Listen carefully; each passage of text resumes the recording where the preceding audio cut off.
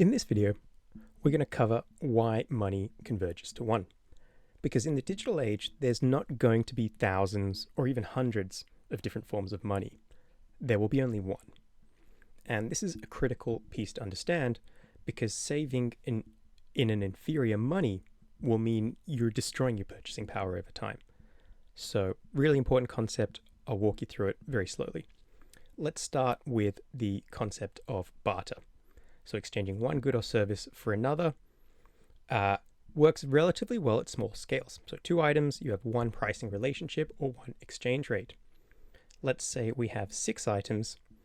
Well, now all of a sudden we have 15 individual pricing relationships or exchange rates. The equation is highlighted in yellow, and you can notice that this is exponentially increasing as we increase the number of items in our example. If we go up to 500 items, we now have almost 125,000 individual exchange rates. To give you a point of reference, the average US grocery store has about 30,000 unique items. So barter exchange is just infeasible for a complex economy of millions of items. The problem that money solves is known as the coincidence of wants. And it does that by giving us a single common medium through which to transact. So we converge on a single medium not by choice, but because it's in everyone's self-interest to do so. It reduces the friction and enables the kind of specialization that gives us so much choice in life, which we mostly take for granted. Now, language is a helpful analogy here. Let's say, I only speak English and I can only communicate with other English speakers because we need a common language. So I want to be part of the most widely spoken language network because I'm then able to communicate with the widest number of people, and that language network will accrue the greatest amount of knowledge and information. And if I don't know that language, I'm incentivized to learn it. Now, the same holds true with money and potential trading partners. Again, it's in my own interest to be part of the largest trading network with the most participants because it gives me the largest range of choice in goods and services and at the most competitive prices. And this is dependent on using the most widely accepted form of money. So now we have to ask, well, how is that form of money chosen? Well, it's chosen based on people assessing a particular good's monetary properties. Here are some of the high-level attributes that we look for in a money. And we assess all available monetary goods in a market. And we look at the relative strength of those monetary properties relative to each other. And that's how we decide what to save in. And because other people make a similar, assessment and come to this similar conclusion, they're only going to accept that form of money in exchange for their labor. We can see how that happened over time with gold when other primitive forms of money existed alongside it. So previously, this was a process decided by the free market, very much a grassroots, bottom-up decision made by individuals independently. But right now, it's a top-down phenomena imposed by governments. So I'll just read a quick quote from Saifedean here that really sums it all up. Had government money been a superior unit of account and store of value, it would not need government legal tender laws to enforce it. And that's really what fiat money is. It's forced money. It was not chosen naturally by the market. It is a legal requirement to accept it in certain cases. So if money converges to one, why do we have so many different forms?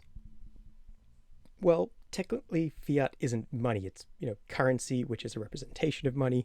You can think of a paper note that was backed or freely redeemable for a fixed quantity of some scarce commodity. Well, now those ties have been well and truly severed. We're left with a purely fiat currency that has no backing. It's only freely redeemable for what it could purchase in the market at any given point in time. Government issued fiat differs between regions purely because there are certain barriers that exist between them. And I'll go into a little bit about that now. So what creates those barriers? What helps ensure this monetary monopoly for sovereign nations? Well, a few things. We've already touched on legal tender laws, physical borders are another, and capital controls, another tool to help enforce that. But we have to think of it in terms of the digital age.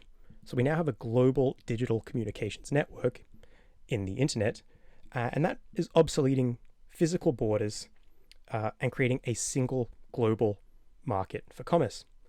The only piece that is missing from this is a permissionless monetary network that can enable transactions at a peer-to-peer level. So you can see where this is all going. We come across the same version of our barter problem from earlier, except this time with fiat currencies themselves. And once again, we'll need to converge on a single monetary medium. So the chosen medium to bridge this gap, well, let's think of what we would want ideally in that money. Well, we'd want it to be neutral, so no single group has seigniorage.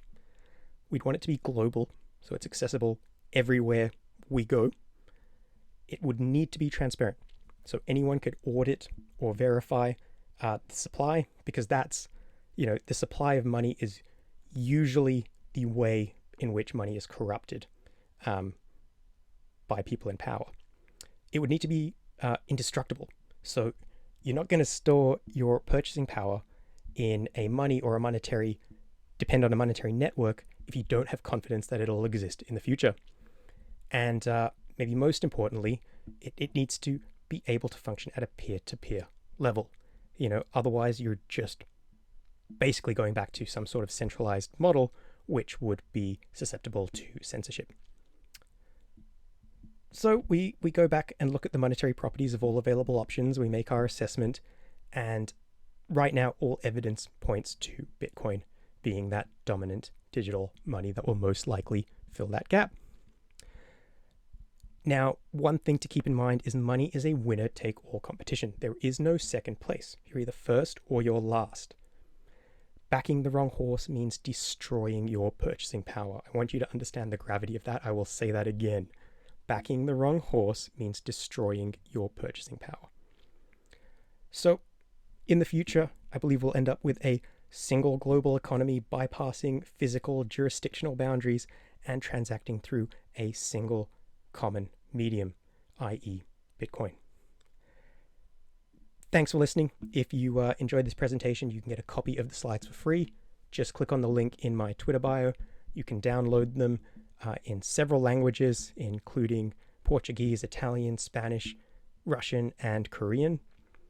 And I'll see you next time.